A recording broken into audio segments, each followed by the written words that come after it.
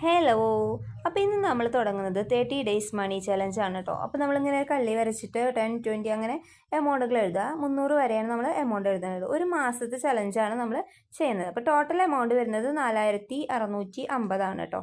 അപ്പോൾ first day നമ്മൾ ഇടുന്നത് 10 രൂപയാണ്. അപ്പോൾ ആ 10 രൂപ എന്നുള്ളത് നമ്മൾ വെട്ടണം. അപ്പോൾ നിങ്ങൾക്ക് എന്താ അപ്പോൾ മണി ബാങ്ക് അല്ലെങ്കിൽ പിഗ്ഗി ബാങ്ക് അങ്ങനെ ഉണ്ടെങ്കിൽ അത് എടുത്താൽ മതി. അല്ലെങ്കിൽ ഇങ്ങനെ ഒരു ബോക്സ് എടുക്കാം.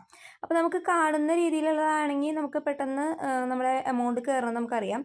ഇനിയിപ്പോൾ നോട്ടാണെങ്കിൽ നോട്ട് ഇടാം, അല്ലെങ്കിൽ ചില്ലറയാണെങ്കിൽ ചില്ലറ ഇടാം. അപ്പോൾ നമ്മുടെ കൂടെ കൂടിക്കോളൂ കേട്ടോ. ഹലോ.